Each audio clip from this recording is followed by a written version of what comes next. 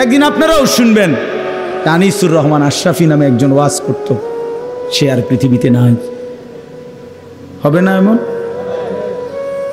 এমনটাই, এটাই চূড়ান্ত বাস্তব। অতএব আমরা প্রত্যেকে ইনশাআল্লাহ আখিরাতের প্রস্তুতি নিই। মুসলমান মাত্রই লা ইলাহা ইল্লাল্লাহ মনে রাখতে হবে। মুসলমান মাত্রই রাসূলুল্লাহ সাল্লাল্লাহু আলাইহি ওয়াসাল্লামের সুন্নতের আলোকে জীবন গড়তে হবে। মুসলমান মাত্রই আখিরাতকে কলিজার মধ্যে রাখতে হবে। আখিরাত ভুলে গেলে আর মুসলমান থাকে না। আল্লাহ তাআলা আমাদের সমস্ত বিনিময় আখিরাতে দিবেন। দুনিয়া শুধুই বকদরে জরুরত, দুনিয়া শুধুই প্রয়োজন মতো সামান্য, আখিরাত অসামান্য। দুনিয়া একেবারেই সামান্য, আখিরাত অসামান্য। আল্লাহ কোরআনে বলছে দুনিয়া লাহবুম ওয়া লাইব, দুনিয়া হচ্ছে বান্দা তামাশা এবং খেলাধুলা, সামান্য। অমাল হায়াতুদ দুনিয়া ইল্লা মাতাউল গুরুর, আল্লাহ বলছে বান্দা দুনিয়া হচ্ছে ধোঁকা, ধোঁকা। এই জন্য বাপ আমার দয়া করে মেহেরবানি করে আখিরাতের জন্য প্রস্তুতি নেবেন, বলেন ইনশাআল্লাহ। যুবক ভাই, তোমাদের কাছে অনুরোধ, ভাইয়া নষ্ট হইও না, চরিত্রহীন হইও না। নিজেরে নিজে বরবাদ করলে পৃথিবীর কেউ তোমার খবর নিবে না। হ্যাঁ, তুমি আমার মোবাইলে ফেসবুকে তুমি তোমার এই চুল দিয়া মোটরসাইকেলের পাশে দাঁড়াইয়া অথবা ওই খালের কোনার দাঁড়াইয়া ছবি দিয়া মানুষের এত সময় নেই, উদ্দা একেবারে ধোকা খাইলে আর কি। মানুষের বুঝে আর কাম নাই, বইয়ে বইয়ে তোমার ছবি চাওয়ানো, তুমি যে এটা ঢকের। আরে বাপরে, আপনি একবারে ইউসুফ আলাইহিস সালামের মতো সুন্দর, আমরা সাইতো মানুষ একবারে লাইন ধরছে, সিরিয়াল ধরছে, শুধু শুধু, একেবারেই শুধু শুধু নিজেরে নষ্ট করে দেওয়ার মধ্যে। তুমি যদি চরিত্রহীন হয়ে যাও ভাই, তুমি বখাটে হয়ে গেলে, তুমি মদে আসক্ত, নারীতে আসক্ত, জিনা ব্যভিচারে আসক্ত হয়ে গেলে, খোদার কসম বন্ধু, কেউ খবর নিবে না। এই সমাজ বড় স্বার্থপর, এই সমাজ বড় স্বার্থপর, কারো খবর নেন। কত চরিত্রহীন কতখানে পড়ে আছে, কেউ খবর নেন, কেউ খবর নেই। আপন মা বাবাও খবর নেয় না, খালাস যা। এই জন্য আমার অনুরোধ রইল, একটা ছেলেও যদি বুঝে থাকো, নিজেরে নষ্ট করো না ভাই। জীবন আল্লাহ তাআলার দেওয়া, হায়াতের প্রতি মিনিট বড় দামি। আল্লাহ তাআলা যৌবন কালটাকে শক্তি দিচ্ছেন, কুওয়াত। কোরআন শরীফে আল্লাহ বলছে, আল্লাহ শিশুকালটা হলো দুর্বল, বৃদ্ধকালটাও দুর্বল, যৌবন কালটাই কেবল শক্তি। কাজে লাগাইলেও যৌবন, নষ্ট করে দিলেও যৌবন। এই জন্য যুব সমাজ যারা আছে সবাইকে অনুরোধ করলাম, আমরা যেন প্রত্যেকেই মনে রাখি যে আমাদেরকে মরতে হবে আজ কিংবা কাল। হযরত ওমর রাদিয়াল্লাহু তাআলা আনহু বলতেন, কুল্লা ইয়াউমিন ইউকালু মাতা ফুলান মাতা ফুলান ওয়ালা বুদ্দা মিন ইয়াউমিন ইউকালু মাতা ওমর। ওমর রাদিয়াল্লাহু তাআলা আনহু বলতেন, হায় প্রতিদিন ঘোষণা হয় আজ অমুক মারা গেল, আজ অমুক মারা গেল। অল্প কিছুদিনের মধ্যেই একদিন ঘোষণা হবে আজ ওমরের মৃত্যু হলো, ওমরের মৃত্যু হলো। সেদিন বেশি দূরে নাই। একদিন আপনারাও শুনবেন, আনিসুর রহমান আশরাফি নামে একজন ওয়াজ করত, সে আর পৃথিবীতে নাই। হবে না এমনটাই, এটাই চূড়ান্ত বাস্তব। অতএব আমরা প্রত্যেকে ইনশাআল্লাহ আখিরাতের প্রস্তুতি নিই। এখন আখিরাতের প্রস্তুতি কি? আখিরাতের প্রস্তুতি দুইটা, একটা হলো ঈমান আর একটা হলো তাকওয়া। একটা হলো ঈমান আর একটা হলো কি ভাই? তাকওয়া। তাকওয়া, ঈমান এবং তাকওয়া।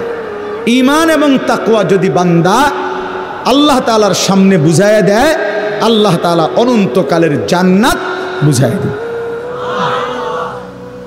আল্লাহ বলে, বান্দা তাকওয়া দাও, জান্নাত নাও। তাকওয়ার মধ্যে ঈমান আছে। তাকওয়া এটা সর্বব্যাপী শব্দ, কোরআনুল কারীমের অসাধারণ শব্দ তাকওয়া। যার মধ্যে ঈমান আছে সে তাকওয়ার ফিকির করে। তাকওয়া কি? তাকওয়া হলো দুই জিনিস, তারকুল মুনকারাত, ফি'লুল খায়রাত। সমস্ত গুনাহ ছেড়ে দেওয়া, সমস্ত আদেশ পালন করা। খালাস, আল্লাহ তাআলা বলেন তাকওয়া অবলম্বন করো। বান্দা আমি ঈমান দিছি, তোমারে ধরে নাও। তুমি মুসলমান পরিচয় দিচ্ছ, মোমেন পরিচয় দিচ্ছ, কালেমা উচ্চারণ করো, তোমার ঘর মুসলমান, বাবা মা মুসলমান, তো আলহামদুলিল্লাহ তুমি অনেক নিরাপদ পরিবেশ পাইছো, আমি দয়া করে দিছি। 72 বছর বয়সেও আমি হিন্দু মানুষ দেখছি, 72 বছর বয়স ওই চাচারে কালেমার দাওয়াত দিছি। 2.5 ঘন্টা কালেমার দাওয়াত দেওয়ার পরে চোখের পানি ফেলে কাঁদছি। ওনার 2 ছেলে মুসলমান, কিন্তু উনি কালেমা পড়ে না। উনি বললেন আমি এটা পড়তাম না। 72 বছর পরেও আল্লাহর বান্দার জবান দিয়ে একবার লা ইলাহা ইল্লাল্লাহ বের হলো না। আর আমারে আল্লাহ দয়া করে আমারে আপনারে এমন মার ঘরে এমন বাবার ঘরে জন্ম দিছে, সেই ছোট্টবেলার 2 বছর থেকে কত হাজার বার লক্ষ বার আমরা এই কালেমা পড়তে পারছি।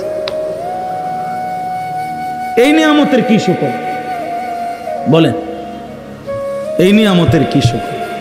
ওই বেটা যে 72 বছর বয়সেও কোনোদিন কালেমা পড়তে পারে না।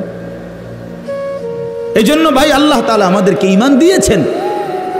মুসলমান তো আমরা পরিচয় দেই, এই যে আমরা এখানে এত সুন্দরভাবে বসছি, আমরা প্রত্যেকেই আলহামদুলিল্লাহ আমাদের কলিজার ভিতরে এটা আছে যে আমরা মুসলমান, ঠিক কিনা বলেন না কেন?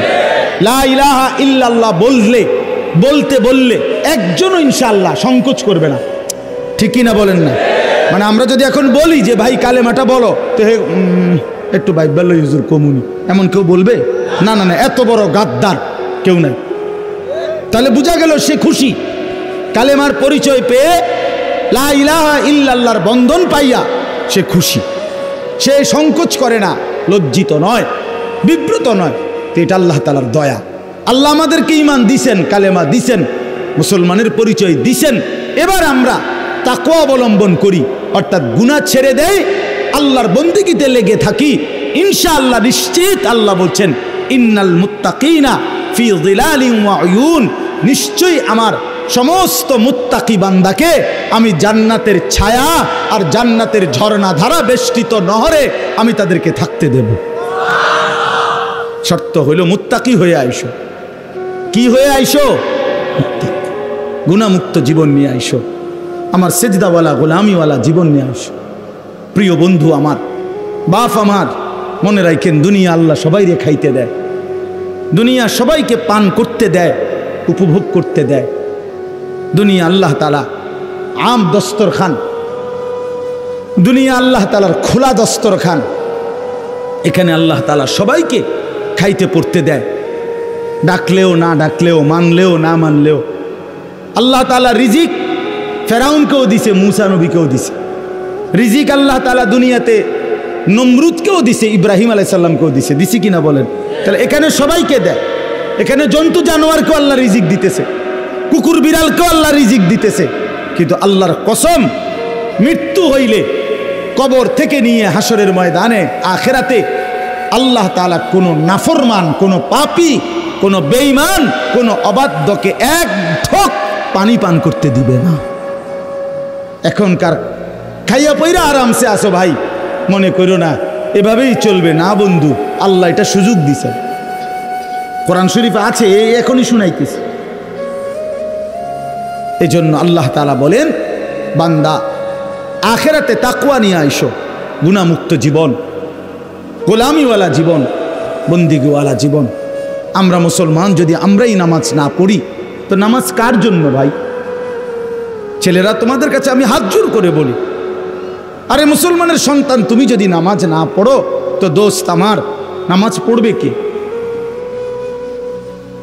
আমরাই যদি হালাল না খাই, তো কার জন্য এই বিধান?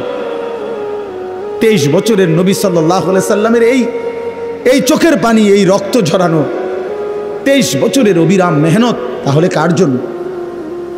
কার জন্য তিনি তায়েফে পাথরের আঘাত সইলেন? কার জন্য তিনি পেটে ক্ষুধার কষ্টে পাথর বাঁধলেন? আমাদের জন্যই তো। তা আমাদের কাছেই যদি আমাদের নবীর সুন্নাত, নবীর দ্বীন, নবীর মেহনত, এটা যদি আমাদের কাছেই পছন্দ না হয়, তো পালন করবে কে? বলেন ভাই। আমি ছেলেদেরকে এই জন্য বলি প্রতিদিন, যে নওজোয়ান, সারাদিনে একবার হইল ফিলিস্তিনের মজলুম মুসলমানের রক্ত ভরা ছবিটা দেখো, গাজার নারীর কান্না দেখো, মজলুমের রক্তে, মুসলমানের রক্তে কি পরিমাণ জমিন ভাইসা গেছে। এত মানুষের মৃত্যু, এত মুসলমানের রক্তে ভেজা লাশ, এত কিছু দেখা এই মুহূর্তে প্রতি মিনিটে যেখানে মুসলমানের রক্তে জমিন ভেসে যাচ্ছে, সেই সময়ে আমাদের কিশোর যুবকরা যদি মোবাইলে অশ্লীল ছবি, নাচ গান, উলঙ্গ দৃশ্য দেখে রাত কাটায়, আমার বন্ধু, এটা ইনসাফ হইতে পারে না। না না, এটা ইনসাফ হয় না। তুমি যদি দেখো তোমার বাবা মৃত্যুর মুখে গড়াগড়ি খাইতেছে, এই সময় বুঝি তুমি বসে বসে মোবাইল টিপবা? এটা বুঝি কথা হইল? এটা বুঝি ইনসাফ হইল? এতটুকু বিবেক দিমাগ কি আল্লাহ আমাদেরকে দেয় নাই? চোখের সামনে প্রতিদিন মুসলমানের লাশ ঝরাচ্ছে ইসরায়েলের ওই ইহুদি কুত্তারা। কি পরিমাণ মুসলমানকে এই পর্যন্ত শহীদ করে দিছে। একজন মুজাহিদকে দাঁড়াইতে দেয় না, একজন কমান্ডারকেও দাঁড়াইতে দেয় না। এই জন্য ভাই, আমরা যুগ যুগ ধরে ফিলিস্তিন নির্যাতিত হবে, যুগ যুগ ধরে কাশ্মীরের মুসলমান নির্যাতিত হবে, যুগ যুগ ধরে রোহিঙ্গা মুসলমান রক্ত ঝরাবে, আর আমরা কোনোদিন ঝরাতে হবে না এমন কোনো নিশ্চয়তা আমাদের কাছে আছে তো না?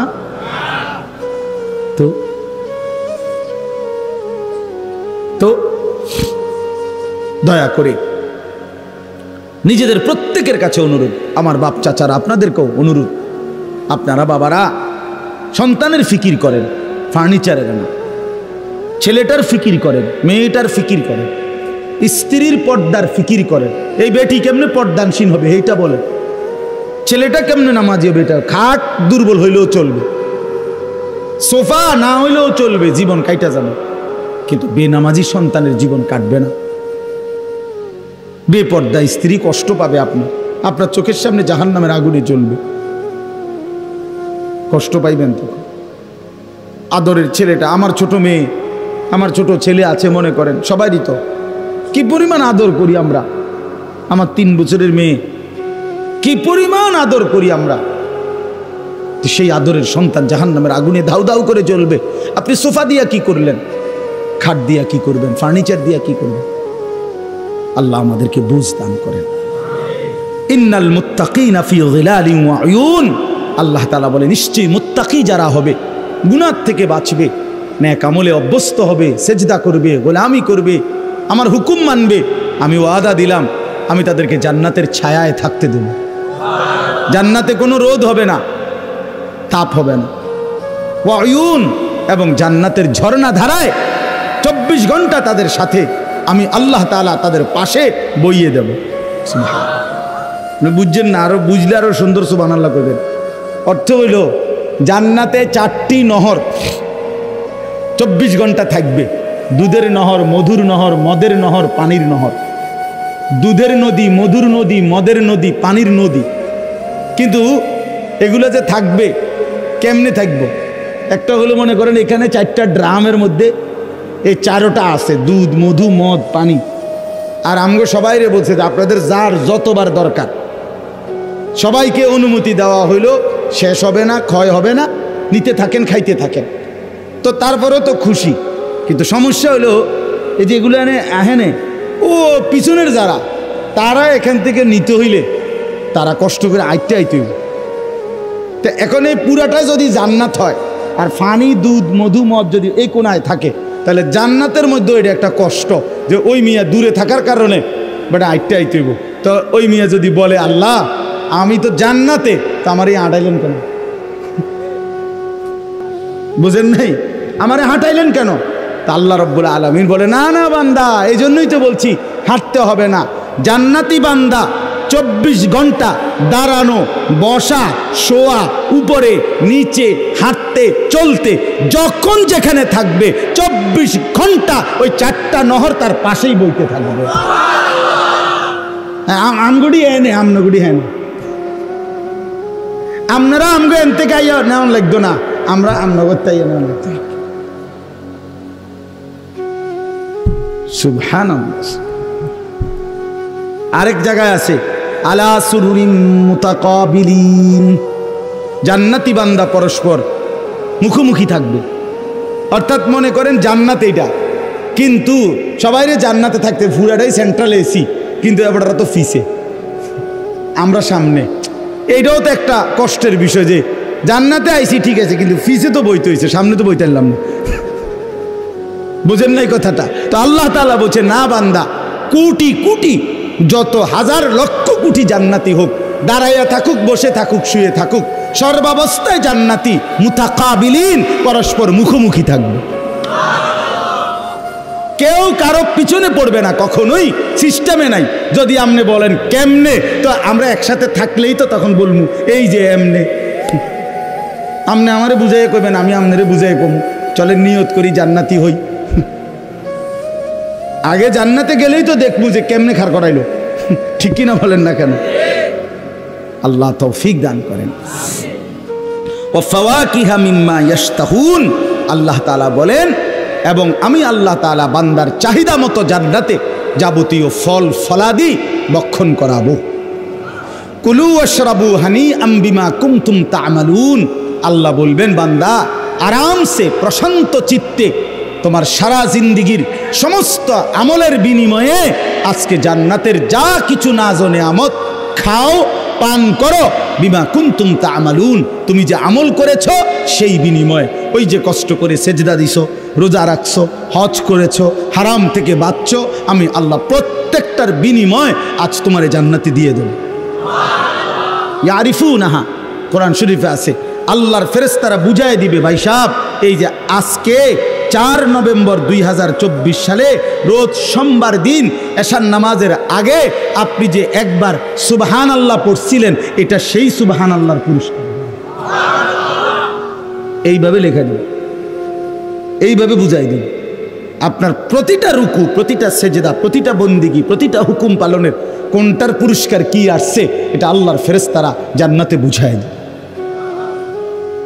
এরপর আল্লাহ বলেন ইন্না কাযালিকা নাজজিল মুহসিনিন, যদি বলে বান্দা জান্নাতি বলে আল্লাহ এই সবাইকে সবকিছু ভরপুর দিলেন, আল্লাহ বলেন আমি নেককারদেরকে এভাবেই বিনিময় দিয়ে থাকি।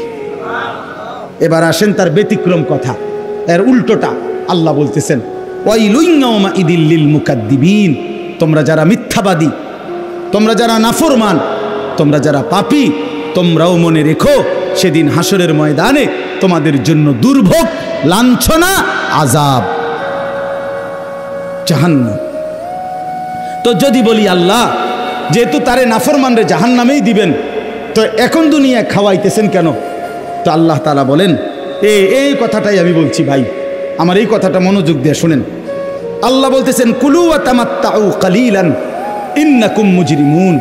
আল্লাহ তাআলা প্রত্যেক নাফরমানকে বলে, এই বাপ, হারামখোর, সুদখোর, জিনাখোর, ব্যভিচারী, চরিত্রহীন, দুশ্চরিত্র, অবৈধ সম্পদ লুণ্ঠনকারী আল্লাহর নাফরমানকে আল্লাহ ডাক দিয়া বলে, নাফরমান দুনিয়া তোরে খাইতে দিছি, কুলু খা তুই, ও তামাত্তাউ কালিলান, কিছুক্ষণের জন্য দুনিয়া ভোগ কর, তবে মনে রাখিস কিন্তু ভাত খাওয়াইতেছি ঠিক, ইন্নাকুম মুজরিমুন, তুই কিন্তু নাফরমান,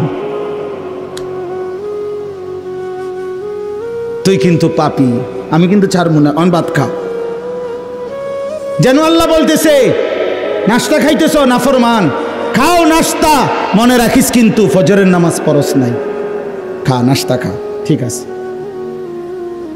রাতের খানা খাইতে বসছত বেঈমান, খা, ঠিক আছে খাইতে দিলাম, তো মনে রাখিস এশার নামাজ পড়স না, ইন্নাকুম মুজরিমুন।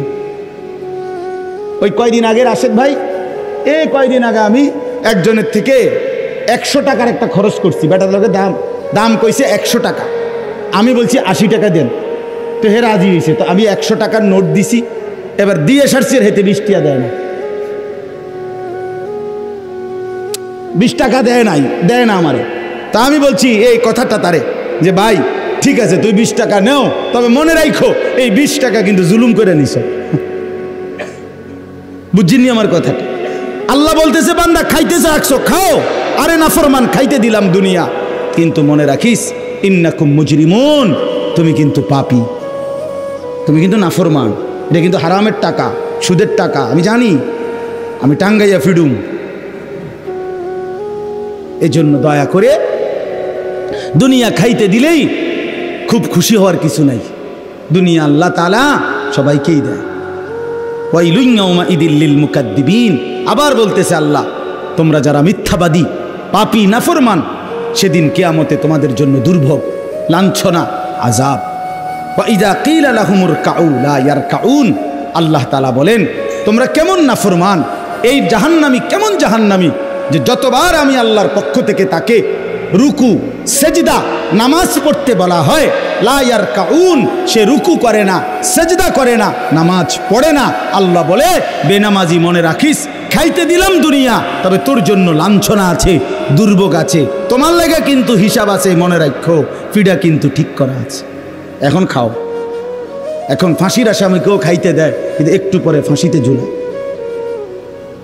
ঠিক কিনা বলেন? সর্বশেষ আবার আল্লাহ বলেন ওয়াইলুন ইয়াউমাইদিল লিল মুকাদ্দিবিন, মিথ্যাবাদী, নাফরমান, পাপী, তোমাদের জন্য সেদিন দুর্ভোগ। এই কথাইটা এই সূরা 50টা আয়াত, কথাটা শুনেন, 50টা আয়াত মোট এই সূরাটার মধ্যে। এই 50 আয়াতের মধ্যে 10 বার, মানে 10টা আয়াত শুধু এই কথাইটাই আল্লাহ বলছে ওয়াইলুন ইয়াউমাইদিল লিল মুকাদ্দিবিন, ওয়াইলুন ইয়াউমাইদিল লিল মুকাদ্দিবিন, ওয়াইলুন ইয়াউমাইদিল লিল মুকাদ্দিবিন। এই মিথ্যাবাদী, নাফরমান, তোর জন্য কিন্তু দুর্ভোগ হবে রে। আল্লাহ 10 বার কইছে 50 আয়াতের মধ্যে 10 বার এই কথাইটাই কইছে ঘুরে ঘুরে। এরে কষ্ট পাবি রে, এরে তুই কষ্ট পাইবি, এরে কষ্ট পাইবি রে, এইভাবে যেন আল্লাহ বলছে।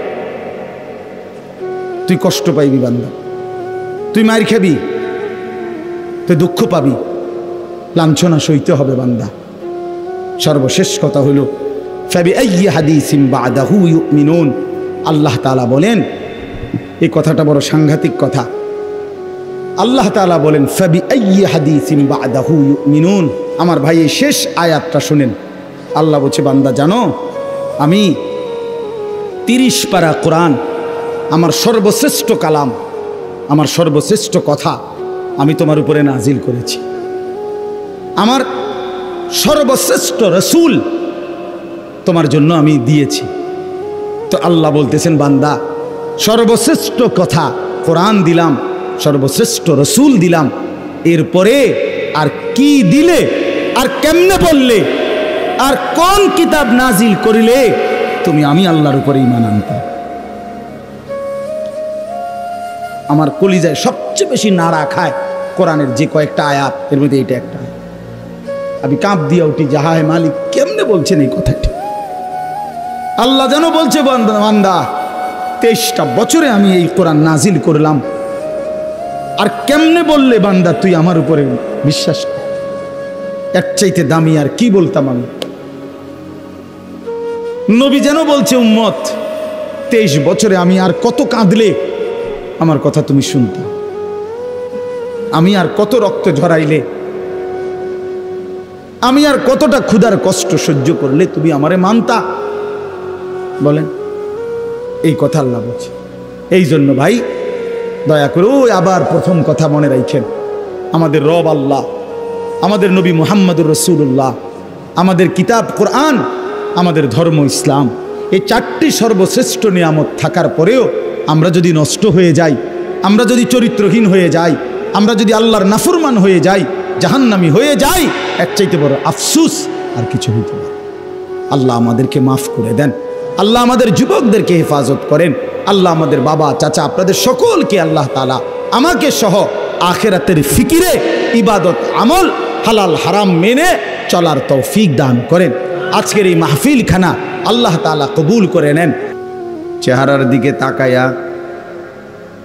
দিল খোলা রেখে, কান খোলা রেখে, চোখে তাকিয়ে আল্লাহর কথা শুনলে বরকত বেশি হয়। হৃদয়ের মধ্যে কথা পৌঁছে পরিবর্তনের মানসিকতা আসে। এক তো হলো আমি শুনলাম, তো আমি আমার মতো, আপনি আপনার মতো, নিজের দিলের মধ্যে কোনো তোলপাড় হইল না, শরীরের মধ্যে কোনো শিহরণ অনুভূতি জাগলো না, তো লাভ কি হল? লাভ কি হল? একজন লোক যদি মনে করেন আজকে 20 বছর ধরে কোরআন শরীফ ইমাম সাহেবের পিছনে নামাজ পড়ে, শুনে, মাগরিবে, এশায়, ফজর, এই 3 ওয়াক্ত নামাজ তো ইমাম সাহেব কেরাত পরে জোরে, মানে আওয়াজ করে, তো সেই হিসাবে তো উনি শুনতেছে। তো কিন্তু দেখা গেল 20 বছরেও ওনার ভিতরে এই অনুভূতি জাগলো না যে আমার কোরআন শরীফটা তো আসলে অশুদ্ধ, হুজুরেরটা শুদ্ধ, আমার কোরআন শরীফটা শুদ্ধ করা উচিত, আমারটা তো এরকম না। এদ্দুর বিবেক যার জাগে নাই, অনুভূতি জাগে নাই, ধরে নেন যে উনি আসলে কিছু শোনেই নাই। নয়তো কমপক্ষে এতটুকু বিবেক তো জাগার কথা। আজকে এতদিনেও আমি হুজুরের পিছনে নামাজ পড়ি, অথচ হুজুর পড়ে কিভাবে, আমি পড়ি কেন? ইমাম সাহেব 4 রাকাত নামাজ পড়তে লাগলে 7-8 মিনিট সময় লাগে, আপনি 4 রাকাত সুন্নত পড়তে 2-4 মিনিটও শেষ হয়ে যায়। এটা কি নামাজ পড়ে? কি ধরনের সূরা কেরাত পড়েন? কি ধরনের আত্তাহিয়াতু দুরূদ শরীফ পড়েন? তার মানে এটা বোঝা উচিত। তাহলে এই যে অনুভূতি সবচেয়ে বড় নিয়ামত। কোরআনুল কারীমের মধ্যে আছে, আল্লাহ তাআলা বলেন, তাকশাইরু মিনহু জুলুদুল্লাযীনা ইয়াখশাউনা রাব্বাহুম। কোরআনের বৈশিষ্ট্য আল্লাহ তাআলা একটা বলছেন, এটা যে কোরআনুল কারীমের একটা বৈশিষ্ট্য হলো যাদের অন্তরে আল্লাহর ভয় আছে, কোরআনুল কারীম শুনলে আল্লাহ তাআলা বলেন তাদের শরীরের চামড়ার উপরে যে পশম এগুলো দাঁড়িয়ে যায়, শিহরিত হবে। এর কথা ছিল এই, শরীরের পশম দাঁড়ায় যাবে, শরীর নড়ে উঠবে, শিহরিত হবে, কিন্তু কোনো অনুভূতিই জাগে না। তো কেমন হলো? হযরত ওমর রাদিয়াল্লাহু তাআলা আনহু, তিনি তো কুফরি অবস্থায়, মুশরিক অবস্থায় কোরআনুল কারীমের তেলাওয়াত শুনেই তো কালেমা পড়ছে। হযরত উসমান ইবনে মাযউন রাদিয়াল্লাহু তাআলা আনহু কোরআনুল কারীম শুনে কালেমা পড়ছেন। অসংখ্য সাহাবী। নবী সাল্লাল্লাহু আলাইহি সাল্লাম তিনি তো দাওয়াত দিতেন কি দিয়া? কোরআন তেলাওয়াত করতেন, এইটাই দাওয়াত। কিছু কথা যা বলতেন তার চাইতে বেশি কোরআন পড়তেন। কোরআনুল কারীম এটাই উম্মতের সামনে পেশ করছেন। কোরআনুল কারীম পড়তে থাকছেন, আল্লাহর বান্দাদের দিল খুলতে থাকছে, অন্তরাত্মা পবিত্র হয়ে গেছে। এজন্য আসলে এই অনুভূতি আমাদের, দেখবেন অনেক লোক আছে, শুক্রবার দিন জুমার নামাজে বয়ান হয়, মৌলানা সাহেব কষ্ট করে বয়ান করে, ওই সামনে বসে মাঝবয়সী বয়স্ক লোক পুরাটা টাইম বসে বসে জুড়ায়, জিমায়, এরকম জিমায়। তো আপনি এখানে বসে বসে জিমাইতে আসছেন, আপনার যদি ঘুমের এত চাপই থাকে তো আপনি মসজিদে আসছেন কেন? আপনি ঘরে ঘুমান, ঘরে আপনি বেড ইট নিয়ে নামাজ পড়ালাম, অসুবিধা কি? মানে এই যে বদ অভ্যাস, একেবারেই বদ অভ্যাস, আর কোনো কারণ না। যদি বলে না হুজুর উনি দুর্বল, তো উনি শনিবার রবিবারে এই টাইমে ঘুমায়নি। আপনি যদি দুর্বল, আপনি কি শুধু শুক্রবারে নি দুর্বল হন? বুঝছেন না? যদি দুর্বল হইলে তো বেটা পুরা সপ্তাহে দুর্বল। তো কই শনিবার রবিবারে তো উনি 12:30টার সময় ঘুমায় না। ওই সময় আপনি ওনারে বলে দেখেন না যে চাচা 12:40 বাজে, আজকে শনিবার ঘুমাইবেন নিয়ে, বলবে দের বেকুব, এখন নি ঘুমের টাইম। ঘুমাইলে কদ্দুর ঘুমামু, তো দুপুরে বাট্টাত খাইয়া না।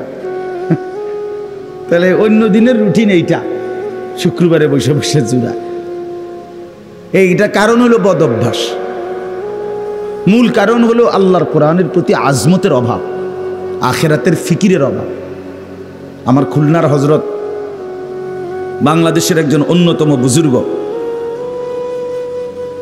আরিফ বিল্লাহ হজরত মাওলানা মুফতি নুরুল আমিন সাহেব, হজরত এটা বলে, আল্লাহর কথা শুনতে গেলে যে জিমায়, মনে রাখতে হবে তার কলিজার ভিতরে আখিরাতের ফিকির নিঃসন্দেহে কম, আখিরাতের অনুভূতি নেই, আখিরাতের ব্যাপারে গাফেল। এই জন্য তার কলিজার ভিতরেই এটা যে এগুলো আমার তেমন কোনো প্রয়োজনীয় বিষয় না। হলো হুজুরের চাকরি, শুক্রবারে ওয়াজ কদ্দুর করণ লাগে, এটা হুজুরের ডিউটি, হুজুরে করে, আমার কি? আমার তো হইলো আমার দুনিয়া, আমি খাইয়া দাইয়া দুনিয়া ভোগ করছি এই। কিন্তু যদি উনি বুঝতেন যে এই কথাগুলো আমার জন্য, এই কথাগুলো আমার আখিরাতের জন্য, তো নিশ্চিত শতভাগ মনোযোগ দিয়ে শুনতেন। আমাদের নওজোয়ান ছেলেরা, ওলামায়ে কেরাম জুমার নামাজে বয়ান করে, পিছনে বসে বসে দেখবেন এই ধাক্কাধাক্কি, ঠেলাঠেলি, দুষ্টামি, কথাবার্তা, মোবাইল টিপতেছে, এই মস্কারি করতে করতে হাসি রসিকতার মধ্যেই সময়টা পার করে এরপরে নামাজ শেষ করে বের হয়ে যায়। দাখালা জাহেলান খারাজা জাহেলান, ঢুকছেও মূর্খ, বাহিরও হইছে মূর্খ। অর্থাৎ আগেও কিছু জানতো না, এখনো কিছু জানে না, কারণ সে তো শুনেই না, এ জানবে কি, সে বুঝবে কি? সে তো এতে কোনো প্রয়োজনই বোধ করে না। অথচ ক্লাস 1-এর বাচ্চাও ক্লাস চলাকালীন এতটা গাফলতি করে না, টেলিভিশন দেখতেও কোনো আওয়াজ করে না, কারণ সে মনে করে ওর মধ্যে আমার শিক্ষণীয় অনেক কিছু আছে। কিন্তু আল্লাহর কোরআন থেকে তার জানার কিছু নেই, জুমার নামাজের বয়ান থেকে তার শেখার কিছু নাই। যার কারণে সে বহু মসজিদে দেখবেন 2 তলা 3 তলার মধ্যে জুমার দিন পোলাফানের অত্যাচারে মানুষ অতিষ্ঠ। অথচ মুসলমানের বাচ্চা, মুসলমানের সন্তান, এতটুকু আকল যদি তার না হয়, 6-এ পড়ে, 7-এ পড়ে, 8-এ পড়ে, একেবারে বাচ্চাও না, এদ্দুর দিমাগ তার হলো না যে এটা আল্লাহর ঘর, মসজিদ, এখানে আওয়াজ করতে নাই, এখানে দুষ্টামি করতে নাই, এতটুকু দিমাগ তার কলিজার ভিতরে কেউ দিল না। কিন্তু মা তারে শিখাইছে, আব্বু মেহমানের সামনে থেকে নাস্তা নিবা না, টেলিভিশন দেখতে, কথা বলতে নাই, চুপ থাকো, সুন্দর করে দেখো তোমার আঙ্কেল আন্টিরা নাচতেছে, তুমি শিখো ভবিষ্যতে কিভাবে নাচবা। বুঝো নাই? তোমার সামনে অসভ্যরা নাচে, তুমি অল্প সময়ের ভিতরে কিভাবে অসভ্য হবা এটা শিখে নাও। চরিত্রহীন হইবা কিভাবে দেখে নাও, কেমনে প্রেম করে, কেমনে পরের মেয়েকে ভাগাইয়া নেয়, দেখো, শিখো, যাতে ভবিষ্যতে তুমিও এভাবে গড়তে পারো। অপদার্থ মা বাপ নিজ হাতে সন্তানকে বেঈমান, নাফরমান, অসৎ, চরিত্রহীন, নিজের টাকা দিয়া, নিজের বিদ্যুৎ বিল, নিজের ডিশের বিল, নিজের টাকা দিয়া এই রঙিন টেলিভিশন আইনা নিজ হাতে সন্তানকে জাহান্নামী বানায়। এর চাইতে বড় অপদার্থ জালেম মা বাপ আর কেউ হইতে পারে। যে ঘরে রঙিন টেলিভিশন চলে, নাচ গান নাটক সিনেমা চলে, ওই ঘরের অভিভাবক শতভাগ মূর্খ, আর কিচ্ছু। আপনি করলেনটা কি? আপনি করলেনটা কি? আপন সন্তান নষ্ট করে দিলেন, আপন মেয়েটাকে নষ্ট করে দিলেন। এতগুলো নাচ গান নর্তকীর ছবি দেখা আপনার মেয়েটা কি শিখবে? আখলাক শিখবে? ছেলেটা আখলাক শিখবে কোনো? আল্লাহ নবী সাল্লাল্লাহু আলাইহি ওয়াসাল্লাম বলেন, এই জন্য নবীজি বলছেন, প্রত্যেক মা বাবা সন্তানকে ইহুদি বানিয়ে দেয়, খ্রিস্টান বানিয়ে দেয়, অগ্নিপূজক বানিয়ে দেয়, মা বাপ নষ্ট করে দেয়। নবীজি বলছে, প্রতিটা মানব সন্তান আল্লাহকে মানার, ইসলামকে মানার পুরা যোগ্যতা নিয়েই মায়ের পেট থেকে বের হয়। দিন মানা, হয় যদি রুকু করতে না পারত বা রুকু করতে না হইতো, তাহলে তার কোমর বাঁকা করানোর দরকার ছিল না। তার যদি সেজদা করতে না হইতো, তো আল্লাহ তাআলা তাকে শুইবার মতো যোগ্যতা দিত না। শরীরের সক্ষমতা, যোগ্যতা, শরীরের গঠনে আল্লাহ এভাবে বানাইছেন প্রত্যেকটা ইবাদতের উপযোগী করে। আমার কোমরে বাঁকা হয় না, আমারে আপনি বলতেছেন রুকু দিতে, তো এটা তো জুলুম। তো এটা কি এমন হুকুম? কথা বলেন না কেন? আমি দাঁড়াইতামে পারি না, আপনি আমারে বলতেছেন দাঁড়াইয়া নিয়ত বাঁধতে, তো তাইলে না অন্যায় হইতো, তাহলে না জুলুম হইতো। তাহলে দিন মানার পুরা যোগ্যতা দিয়ে, ফিতরাতাল্লাহিল্লাতী ফাতারান নাসা আলাইহা, কোরআনুল কারীমের মধ্যে আছে, আল্লাহ তাআলা বলেন, আল্লাহ মানুষকে ফিতরাত, সৃষ্টিগতভাবে আল্লাহকে মানার যোগ্যতা দিয়েই সৃষ্টি করেছেন। এবং লা তাবদীলা লিখালকিল্লাহ, আল্লাহ বলেন এই যোগ্যতা মৃত্যুর মুহূর্ত পর্যন্ত আমি আল্লাহ পরিবর্তন করি না। 90 বছর বয়সও সে চাইলে আমার সেজদা দিতে পারে, সেজদা দিতে পারে। শরীর অসুস্থ, বিকল্প সুরত আছে, দাঁড়াইয়া পারতেছেন না তো বসে পড়ে, বসে পারতেছেন না তো শুয়ে পড়ে, কিন্তু বিকল্প সুরত আছে কিনা ইসলামে? আল্লাহ তাআলা বলেন আমি কখনোই এই যোগ্যতাটা বদলাই না, যে আগে সে রুকু দিতে পারত, কোমর বাঁকা হইতো, এখন আর হয় না, এমন না। এই জন্য ভাই এটা জরুরি বিষয় মনে রাখা। যারা বাবারা আছেন তারাও, ছেলেরা আছো ভাই তোমরাও, আল্লাহর কথা, কোরআন হাদিসের কথা পরিবর্তনের জন্য আন্তরিকতা লাগবে, মহব্বত লাগবে, গ্রহণ করার মানসিকতা লাগবে। ওই বুট খাইবেন, বাদাম খাবেন, জুড়াইবেন, জিমাইবেন, দুষ্টামি করবেন, তাংফাং করবেন, আর আপনি আল্লাহর কোরআন থেকে কিছু শিখবেন, জানবেন, জি না, এটা হাটিমেটিম না, এটা কোরআন, এটা হেদায়েত, এটা মাউইজা, উপদেশ, এটা রহমত, এটা বুশরা, সুসংবাদ, এটা খামখেয়ালি কিছু না, এটা গোটা কায়নাতের মালিক যিনি, তার কথা, তার কালাম। এটিকে আপনি সাধারণ কিছু মনে করছেন? যালিকা হুদাল্লাহ ইয়াহদি বিহি মান ইয়াশা। আল্লাহ তাআলা বলেন এটা আমি আল্লাহর হেদায়েত, আর এর দ্বারাই আমি যাকে ইচ্ছে করি তাকে হেদায়েত দিয়ে থাকি। বিহি, বিহি মানে এই কোরআন দ্বারা। এই জন্য কোরআনুল করিম যে পড়ে নাই মুসলমান, জওয়ান হোক আর বুড়া হোক, সে উপার্জনের কোনো কলা কৌশল, কামাই রোজগারি করার কিছু শিখছে হয়তো, কিন্তু আলোকিত মানুষ, পবিত্র মানুষ, সে কখনোই হতে পারবে না আল্লাহর কোরআনবিহীন। একেবারে পৃথিবীর সব ডিগ্রির আব্বাও যদি নিয়ে আসে, পৃথিবীর সব সার্টিফিকেটও যদি নিয়ে আসে, পৃথিবীর সর্বোচ্চ প্রতিষ্ঠানে পড়ুক, সে 10টা ইউনিভার্সিটির ডিগ্রি নিয়ে আসুক, উপার্জনের উন্নত কোনো কলা কৌশল, টাকা রোজগারের, জীবনে কামাই করার শিখছে, এটা ঠিক আছে, এটা হইতে পারে। কিন্তু আলোকিত মানুষ, পবিত্র মানুষ, এটা শুধুই কেবল কোরআনুল কারীমের মাধ্যমে অর্জিত হয়, রাসূলুল্লাহ সাল্লাল্লাহু আলাইহি ওয়াসাল্লামের সুন্নাহর মাধ্যমে অর্জিত হয়। এজন্য যেই মা, যেই বাপ, যেই পুরুষ, যেই নারী আল্লাহর কোরআন থেকে বঞ্চিত, নিশ্চিত সে আলো থেকে বঞ্চিত। গন্তব্য তার জানা নাই, মঞ্জিল সে চিনে না, কোথায় গিয়ে সে থামবে এটা জানে না, ভাবছে শুধু এটাই জীবন, মানে মৃত্যুর আগ পর্যন্ত এই দুনিয়াতে খাইয়া পইরা, হাসি খুশি কইরা, একটু আরাম আয়েশে কাটাইতে পারা, এটাই সফলতা। এটা যদি না হয় তাহলে ব্যর্থতা। সুখ পায় নাই মানে ঠিকমতো কামাই রোজগারি হয় নাই, সুখে আসি মানে ঠিকমতো কামাই রোজগারি করে খাওয়া পড়া ঠিকমতো চলতেছে, খালাস। তো এ তো দুনিয়া, কিন্তু আখেরাত, মৃত্যু, মৃত্যুর পরে কবর, কবরের পরে হাসরের ময়দান, হাসরের ময়দানে আল্লাহ তাআলা প্রত্যেকের আমল নামা তার হাতে দিবেন। হ্যাঁ, আমল নামা নিয়ে দুইটা কাজ করতে হবে। 1 নম্বর আল্লাহ তাআলার মুখোমুখি হইতে হবে, 2 নম্বর মিজানের পাল্লার মধ্যে ওজনের জন্য দিতে হবে, ফুলসেরাত পার হইতে হবে, জান্নাত কিংবা জাহান্নামে গিয়া এই শেষ গন্তব্য থামবে।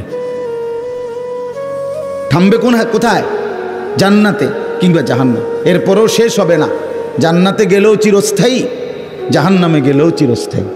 এই জন্য মানুষের কোনো শেষ নাই, মানুষ কি হয় না, শেষ হয় না কোনোদিনও না। আমাদের ভদ্রলোকরা অনেক সময় বলে তিনি 60 বছর বা 70 বছর জীবন কাটিয়ে এই এই এই এই বিভিন্নমুখী কাজ করে জীবনের সমাপ্তি টানলেন। জি না, জীবনের সমাপ্তি টানা যায় না, হায়াতের কোনো সমাপ্তি হয় না, হায়াত স্থানান্তর হয়। বাবার বীর্য থেকে মায়ের জরায়ুতে আসে, মায়ের জরায়ু থেকে একদিন পৃথিবীতে আসে, পৃথিবীতে বাচ্চাটা একদিন কিশোর হয়, তরুণ হয়, যুবক হয়, বৃদ্ধ হয়, অথবা তারই মাঝে কবরে চলে যায়। কবর থেকে হাসরের মাঠ, হাসরের মাঠ থেকে আল্লাহর সামনে, আল্লাহর সামনে থেকে মিজানের পাল্লার সামনে, সেখান থেকে ফুলসেরাত, সেখান থেকে জান্নাত কিংবা জাহান্নাম। তো সে শেষ হইল কোথায়? কথা বলেন না, শেষ হয়েছে কোথাও? না না, স্থানান্তর হয়েছে। এই জন্য মৃত্যুকে ইন্তেকাল কই আমরা, বলি না আমরা যে ইন্তেকাল করছেন। তো ইন্তেকাল মানেই স্থানান্তর, জায়গা নাড়ছে আর কি, শেষ হয় নাই, সমাপ্তি ঘটে নাই, মানুষের সমাপ্তি নাই। এই জন্য বাপ, এটা জরুরি বিষয়। আমরা যদি প্রত্যেকেই বুঝি যে কমপক্ষে একটা ছোট্ট সুন্দর পরিকল্পনা, একটা মানুষের থাকা, এটা একটা মানুষের সুস্থতার পরিচয়। এটা যে পাগল না, মাতাল না, তার সিরা না, এটার প্রমাণ যে সে তার জীবনের টার্গেট জানে। আপনি এখানে কেন বসলেন বললাম, আরে এটা বুঝি কত হইল, মানে বাসে উঠছে, কন্ট্রাক্টর জিজ্ঞাসা করছে কই নামবে, আচ্ছা দিও একখানে নামাই, এটা বুঝি কত হইল, দুই বেটা পাগল। মানে সেটা কইব কিনা বলেন না? আরে কন্ট্রাক্টর এই কথাটা বলবে কিনা, দুই পাগল করতে করছে, কখন একখানে নামাই দিল, একখানে নামাই দিল হইল, কই যাও, যাই আরে কি করো রে, ঘুরতে আছি, কিতা করো, এমনি ঘুরি, এমনি বুঝি মানুষে ঘুরে। খুব আমাদের অনেক ছেলে পেলে দেখবেন, মানে পদার্থও না অপদার্থও না, না এটা প্লাস্টিকও না সিমেন্টও না, এটা কি হইতেই কইতে পারত না। কি করে বাজি, কি করো? হ্যাঁ, কিচ্ছু করি না, কিচ্ছু করে। বিকাল 3টায় বের হইছে, রাত 11টা বাজে, 12টা বাজে, কি করছো এতক্ষণ? ঘুরছি। এতক্ষণ ঘুরলে তো কক্সবাজার যাই বেকার কথা, এতক্ষণ ঘুরলে তো আপনার কমপক্ষে গিয়া ফরিদপুর মাদারীপুর পার হয়ে যাওয়ার কথা না, ঘুরছি। তো ঘুরবা কেন? কি উদ্দেশ্য জীবনের? যার কোনো উদ্দেশ্য নাই, যার কোনো গন্তব্য জানা নাই, মঞ্জিল চিনে না, সে মানুষ না, সে মানুষ না। হ্যাঁ, আমাকে জানতে হবে, আমাকে চিনতে হবে। কোরআনুল কারীমের মধ্যে আছে, আল্লাহ তাআলা বলেন, আফা হাসিবিতুম আন্নামা খালাকনাকুম আবাসান। আল্লাহ তাআলা বলেন, বান্দা তুমি কি এই ভেবেছো আমি তোমাকে অনর্থক বানিয়েছি? কি মনে করছো বান্দা, এত বড় কায়নাত সাজিয়ে তোমাকে থাকতে দিলাম এমনি এমনি? এই রং তামাশা, ছেলেরা ভাই শোনো, ভাই আলাদা আলাদা শোনো নওজোয়ান, কি মনে করছি আমরা? এমনি এমনি বানাইছেন? এই সূর্য ওঠে, চাঁদ ওঠে, সূর্য ডুবে, চাঁদ ডুবে, সকাল হয়, রাত হয়, আলো হয়, অন্ধকার হয়, রোদ হয়, বৃষ্টি হয়, এমনি এমনি এগুলো? আলো বাতাস, আমাদের জিন্দিগির এই সারা পৃথিবী জুড়ে, এই বৈচিত্র্যময় পৃথিবীর এই নড়াচড়া, এসব এমনি এমনি? এটা কোনো কথা? এতটুকু ভাবনা তো স্বাভাবিক মানুষেরই ভাবা উচিত। এই জন্য আল্লাহ তাআলা বলেন, বান্দা তুমি কি এই ভেবেছ আমি তোমাকে অনর্থক বানিয়েছি? তুমি জানো আমি তো খ বললেই হয়ে যায়, কোন বললেই হয়ে যেত, তা আমি তো তোমার 1 সেকেন্ডেই বানাইতে পারতাম, কিন্তু আমি 9 মাস লাগায়া মায়ের অন্ধকার রেহেমে, মায়ের অন্ধকার জরায়ুর মধ্যে আমি তোমাকে 9 মাস টানা নিজের হাতে করে যত্ন করে বানাইছি। এমনি এমনি? বলো কি বাংলা? আরে ছেলে বলো কি? সারাটা দিনে একবারও মালিককে চিনলা না, আল্লাহকে চিনলা না, 1 ওয়াক্ত নামাজ পড়লা না। আরে মানুষের বাচ্চা এত বড় অপদার্থ হয় কেমনে? মায়ের ঘরে জন্ম নিয়ে সন্তান এত বড় হাইওয়ান হয় কেমনে, জানোয়ার হয় কেমনে? তুই কোত্থেকে আসলি বেটা? তোরে বানাইলো কে? তোরে পাঠাইলো কে?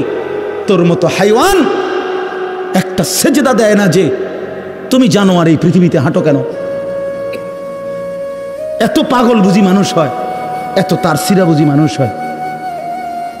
মালিক চিনে না। আস্তাগফিরুল্লাহ। আফা হাসিবতুম আন্নামা খালাকনাকুম আবাসান ওয়া আন্নাকুম ইলাইনা লা তুরজাউন।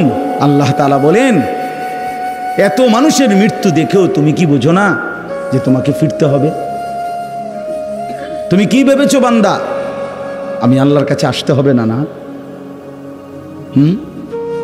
বলেন না বাপ, যেতে হবে, ফিরতে হবে? বলেন, সবাই বলেন, ফিরতে হবে আমরা তো। আল্লাহ তাআলা বারবার বলছেন ইলাইহি তুরজাউন, তোমরা তো আল্লাহর কাছে ফিরে আসবা। ইলাইহিল মাসির, ইলাইয়াল মাসির, ইলাল্লাহি মারজিউকুম জামিআন। আল্লাহ বলে বান্দা বিশ্বাস করো, আমি কিন্তু ছেড়ে দেব না, আমি ছাড় দেই, ছেড়ে দেই না। যে বাচ্চা ঘুড়ি উড়ায় সে সুতা ছাড়ে, নাটাই ছাড়ে না। নাটাই বোঝেন তো না, সুতা যেটার মধ্যে কটে লাগায় এটাই তো নাটাই, হাতে যেটা থাকে। তো বাচ্চা তো সুতা ছাড়ছে, ছেলেটা ঘুড়ি উড়াইতেছে যে, কিন্তু সে তো নাটাই ছাড়ে নাই।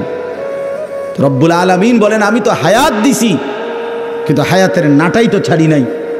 ঠিক সময় মতো আমি মালাকুল মউত আজরাইলকে পাঠিয়ে প্রতিদিন তো নিয়ে আসতেছি। কেউ চাইলেও মৃত্যু হয়, না চাইলেও মৃত্যু হয়। কারো প্রস্তুতি থাকলেও মরে যায়, কারো প্রস্তুতি না থাকলেও মরে যায়। ফুলের বিছানায়ও মৃত্যু হয়, কাঁটার বিছানাতেও মৃত্যু হয়। রাজপ্রাসাদের অট্টালিকাতেও মৃত্যু হয়, কুড়ে ঘরে জীর্ণ কুঠিরেও মৃত্যু হয়। হাসতে হাসতেও মরে যায়, কাঁদতে কাঁদতেও মরে যায়। মরে না বাপ? তো এই অনিবার্য বাস্তবতা, চূড়ান্ত বাস্তবতাকে অস্বীকার করা কেন? এত মৃত্যু, এত লাশ, এত জানাজা আমাদেরকে কিছুই মনে করায় না। এই যে কবরবাসীদের রুহের মাগফিরাত, তো এই কথাটা তো মনে করানো উচিত। আমার মতো জলজ্জান্ত যেই মানুষগুলো পৃথিবীতে ছিল, আজ নাই, আজ আমি তাদের রুহের মাগফিরাত, তাদেরকে যেন আল্লাহ কবরে মাফ করে দেয়, সুখে রাখে। এই জন্যই তো দোয়া চাইলাম, ঠিক না? তো খুব বেশি দিন নাই, যেদিন এর পরবর্তীরা মাহফিলের আয়োজন করবে, সেদিন এই কবরবাসীদের রুহের মাগফিরাতের মধ্যে আমিও অন্তর্ভুক্ত, ঠিক না? আজ আমরা যাদের রুহের মাগফিরাত কামনা করছি, কল্পনা করতেছি, প্রত্যেকের কবরবাসীদের কল্পনা করেন।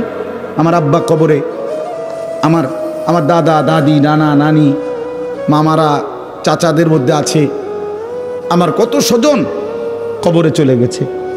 তো আজ আমি তাদের রুহের মাগফিরাত কামনা করলাম।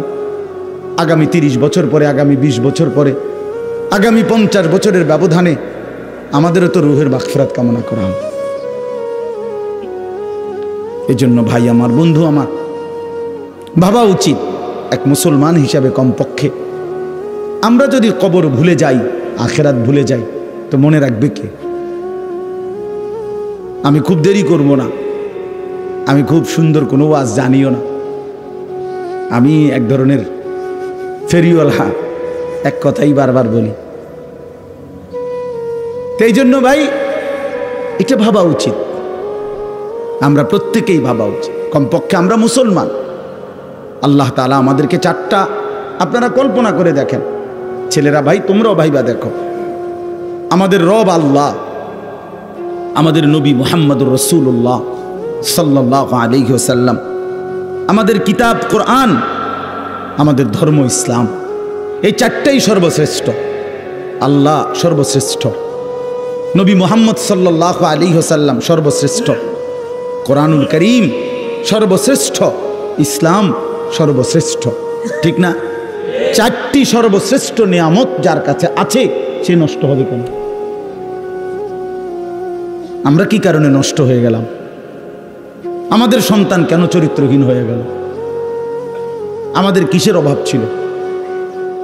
বলেন বলেন বাবারা, আপনাদের যাদের ছেলেরা নামাজ পড়ে না, কি কারণে নষ্ট হয়ে গেল?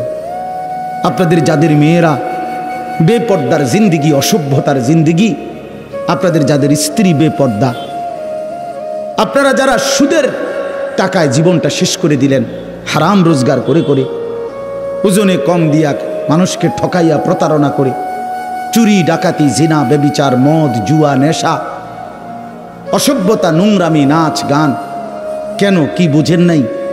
কি বুঝলেন নাই? আল্লাহকে চেনেন নাই, না রাসূলকে চেনেন নাই, না কোরআন শুনেন নাই, না ইসলামকে দেখেন নাই? কি কারণে নষ্ট হলেন? আমি কেন বরবাদ হলাম? আপনি কেন বরবাদ হইলেন? ভেবে দেখেন। হাসরের ময়দানে আল্লাহ তাআলা জিজ্ঞেস করবে, বান্দা কিসের অভাবে নষ্ট হয়ে গেল? কেন জাহান্নামী হইলা বান্দা? ফেরেশতারা ডাক দিয়ে বলবে, মা সালাকাকুম ফি সাকার, এই নাফরমান, কিসে তোকে জাহান্নামে নিয়ে আসলো?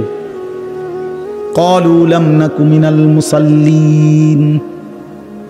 নাফরমান বলবে, বন্ধু ফেরেশতা, আমি নামাজ পড়ি নাই, আমি জানতাম নামাজ ফরজ, কিন্তু আমি আদায় করি নাই, এজন্য আজ জাহান্নামী হয়ে গেলাম। এই কোরআনুল কারীমের মধ্যে আছে, ইযা উলকু ফিহা সামিউ লাহা শাহীকান ওয়া হিয়া তাফুর তাকাদু তামাইয়াজু মিনাল গায়জ কুল্লামা উলকিয়া ফিহা ফাওজুন সাআলাহুম খাজানাতুহা আলাম ইয়াতিকুম নাদির। আল্লাহ বলেন, নাফরমানকে যখন জাহান্নামের মধ্যে ছুঁড়ে মারা হবে, নাফরমান তখন জাহান্নামের আগুনের অত্যন্ত তীব্র বিশাল গর্জন শুনতে পাবে। উত্তপ্ত গরমের মধ্যে, প্রচণ্ড আগুনের মধ্যে গরম পানি যেভাবে টকবক করে, জাহান্নামের আগুন তার চাইতে লক্ষ কোটি গুণ বেশি টকবক করবে। তাকাদু তামাইয়াজু মিনাল গায়জ। আল্লাহ বলেন, জাহান্নামী দেখতে পাবে জাহান্নামের আগুন যেন রাগে ক্রোধে ফেটে যাচ্ছে। আল্লাহর নবী বলেন, জাহান্নামের আগুন নাফরমান দেখবে, জাহান্নামের আগুন যেন প্রচণ্ড গরমে, আগুন যেন বাকি আগুনদেরকে গিলে ফেলতেছে। এই ভীষণ আগুনে জাহান্নামী নাফরমান যখন চিৎকার করবে, আল্লাহর কোরআনে আল্লাহ বলেন, তখন ফেরেশতারা ডাক দিয়ে বলবে, আলাম ইয়াতিকুম নাদির। এই নাফরমান, চিল্লাও কেন? তোমার কাছে কি কোনোদিন ভয় প্রদর্শনকারী বান্দা আসে নাই? তোমারে কি কেউ কোনোদিন বলে নাই? আলাম ইয়াতিকুম নাদির, কেউ কি তোমারে জাহান্নামের ভয় দেখায় নাই? তোমারে কি কেউ কোনোদিন কবরের কথা বলে নাই? আপনাদেরকে বলে নাই? কথা বলেন যুবক ভাই, বলো, তোমাদেরকে কেউ বলে নাই? আলাম ইয়াতিকুম নাদির। তুমি কি কোনোদিন শোনো নাই কবর, হাসর, মিজান, জান্নাত, জাহান্নাম? জাহান্নামী বলবে, ক্বালু বালা, হ্যাঁ বন্ধু, ফেরেশতা এসেছিল। বহু ইমাম, মুয়াজ্জিন, খতিব, কত আলেম, কত মাওলানা, কত হুজুর, কত বক্তা, কত ওয়াইজ কাইদা কাইদা চোখের পানি ফেলে বারবার আমারে জাহান্নামের কথা বলছিল।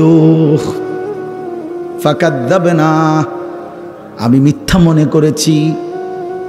ওয়াকুলনা মা নাযালাল্লাহু মিন শাই, আর আমি বিদ্রুপ করে বলেছিলাম এগুলো আল্লাহ নাজিল করে নাই।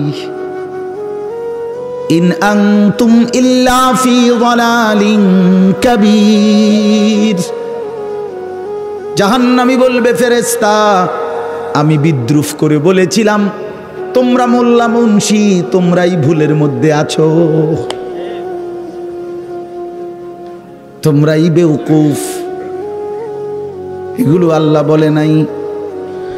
ওয়াকালু লাউ কুন্না নাসমাউ আও নাকিলু মা কুন্না ফি আসহাবিস সাঈর। সর্বশেষ জাহান্নামী বলবে, ফেরেশতা, বন্ধু, সেদিন যদি একটু শুনতাম অথবা একটু ভাবতাম, বুঝতাম, তাইলে আজকে এই জাহান্নামী হতাম না। হ্যাঁ বাপ, আখিরাত নিশ্চিত।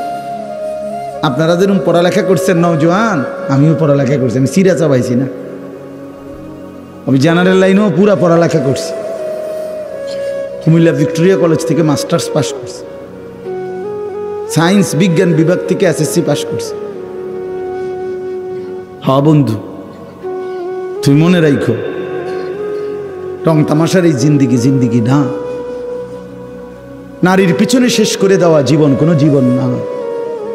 উলঙ্গ আর অস্থির ছবি দেখতে দেখতে হায়াত শেষ করে দেওয়া, এটা কোনো জীবন হইতে পারে না।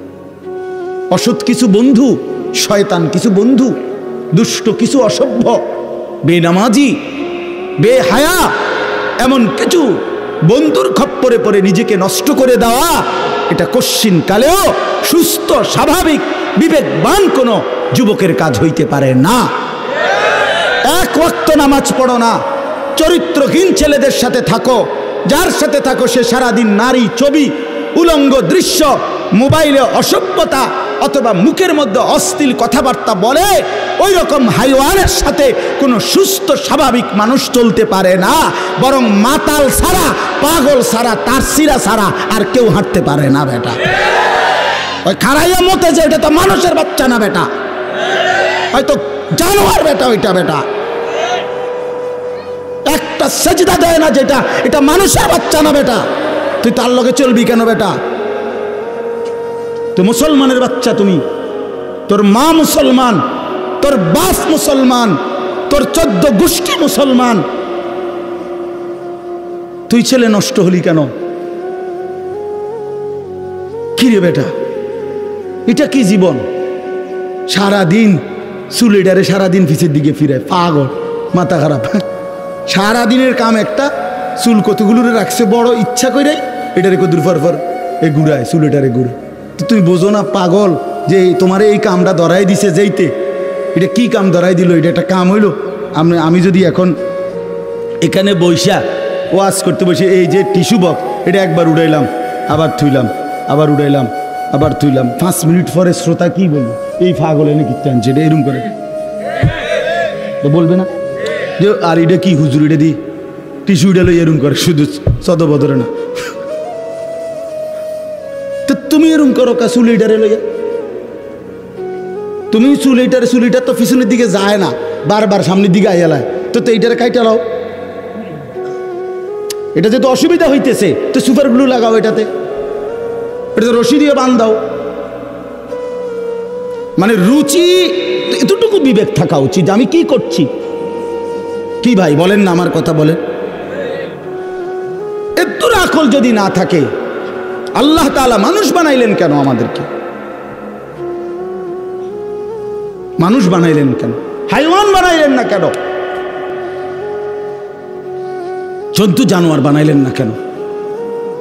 আল্লাহ আমাদেরকে বুঝ দান করেন।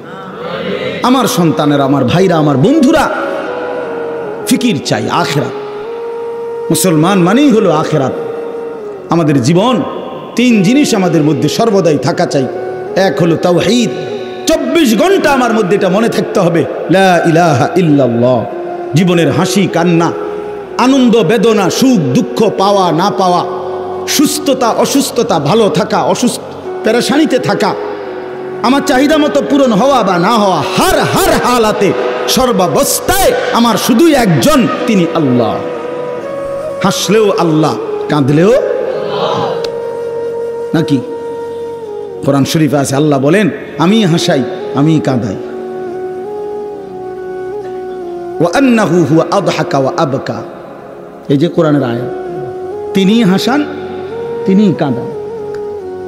ওয়া আন্নাহু হুয়া আহইয়া ওয়া আমাতা, তিনি জীবন দেন, তিনি মৃত্যু দেন। সব করনেওয়ালা জাত একজন। এই কথা যদি ভুলে যাই, তো জীবনের আর কোনো মূল্য থাকে না। ঈমান হারা, আল্লাহ হারা, তো সর্বহারা। তো কি হারা? মুজাহিদে আজম আল্লামা শামসুল হক ফরিদপুরি রহমতুল্লাহ আলাইহি বলতেন, তুমি আল্লাহকে পেয়েছো, সবই পেয়েছো। আল্লাহকে পাওনি, কিছুই পাও। খাজা আজিজুল হাসান মজজুব রহমতুল্লাহ আলাইহি বলতেন, জো তু মেরা তো সব মেরা। যখন আল্লাহ আমার, সবই আমার, আসমানও আমার, জমিনও আমার। যখন আল্লাহ আমার নয়, কিছুই আমার নয়। আগার একটু নেহি মেরা তো কোই শাই নেহি মেরি। আমার শায়েখ আল্লামা মুফতি মুশতাকুর নবী সাহেব বলেন, আল্লাহকে পেয়ে যদি কেউ গোটা দুনিয়াও না পায়, কিছুই হারায়নি। আল্লাহকে না পেয়ে কেউ যদি গোটা দুনিয়াও পায়, কিছুই পায়নি। আল্লাহকে হারিয়ে সব পেলেও পাওয়া হয় না, আল্লাহকে পেয়ে সব হারালেও কিছুই হারায় না। লা ইলাহা ইল্লাল্লাহ, এটা আমাদের জিন্দি। দাওয়াত ও তাবলীগের সাথীরা দেখেন, সারাদিন এ কথা বোঝায়, ফজর থেকে রাত পর্যন্ত এই বারবার কথা। এটা সারা মাস, সারা সপ্তাহ পুরা 40 দিন, পুরা 3 চিল্লা, পুরা 3 দিন প্রত্যেক বয়ানের মধ্যে ফজরে মাগরিবে বারবার এটা বলে। আল্লাহর বান্দাদের কলিজার মধ্যে ঢুকাইতে চায়, ভাই মাখলুক থেকে কিছু হয় না, হয় না, যা হয় তো আল্লাহ থেকে হয়, আল্লাহ থেকে হয়, আল্লাহ থেকে হয়। এই কথাটা এতবার কয়কা কলিজার মধ্যে বসাইতে চায়, দিলে যেন এটা বসে যায় যে আমার হাসি, আনন্দ, সুখ, দুঃখ, আমার পাওয়া না পাওয়া সবই আল্লাহ। যারে সন্তান দিছে তারে আল্লাহ দিছে, যারে দেয় নাই তারে আল্লাহই দেয় না। ঠিক কিনা বলেন না কেন? যার 4টা ছেলে তারে আল্লাহই দিছে, যার 4টা মেয়ে তারে আল্লাহই দিছে, যার 2 ছেলে 2 মেয়ে তারে আল্লাহই দিছে, যার 1 ছেলে 1 মেয়ে তারে আল্লাহই দিছে, দিয়ে আবার কবরে নিয়ে গেছে, তাও আল্লাহই করছে। তো একই ঘরে আমার আপন 2 বাগ্নি আছে, জমজ একের আপন বাগ্নি, একজনের বাচ্চা কাচ্চা 2 জন, আরেকজনের 1 জন। তো এমন কেন? আমার বড় ভাইয়ের 4 ছেলে, মেজো ভাইয়ের 2 ছেলে, আমার 2 ছেলে 2 মেয়ে। এমন কেন? সব কার ফয়সালা? মালিকের ফয়সালা, আল্লাহ তাআলার ফয়সালা। এজন্য আল্লাহকে না হারানো, আল্লাহকে না হারানো। ওয়াল্লাযীনা আমানু আশাদ্দু হুব্বাল লিল্লাহ। আল্লাহ তাআলা বলেন, বান্দা শোনো, যারা মুমিন, যারা মুসলমান, যারা ঈমানদার, তাদের সবচেয়ে বেশি ভালোবাসা আল্লাহর জন্য। কার জন্য ভাইয়া? আল্লাহর জন্য, আল্লাহর জন্য, আল্লাহর জন্য, আল্লাহর জন্য। আর 2 নাম্বার হলো রিসালাত। জীবনের সকল ক্ষেত্রে এই কথা মনে রাখা, আমি মুসলমান, অথবা আমার জিন্দেগির সমস্ত কিছুতে অনুসরণ করতে হবে নবী মুহাম্মদুর রাসূলুল্লাহ সাল্লাল্লাহু আলাইহি ওয়াসাল্লাম। হাসবো আমি তার মতো, কাঁদবো আমি তার মতো, হাঁটবো আমি নবী সাল্লাল্লাহু আলাইহি সাল্লামের সুন্নাত মোতাবেক। খানা, আহার, নিদ্রা, পেশাব, পায়খানা, যান বাহন, ঘর, পরিবার, স্ত্রী, সংসার, বাজার, ব্যবসা, আয়, রোজগার, জীবনের প্রত্যেকটা কদম কদম, জীবনের প্রতিটা পদক্ষেপ আমার পরিচালিত হবে রাসূলুল্লাহ সাল্লাল্লাহু আলাইহি সাল্লামের সুন্নাতের উপর।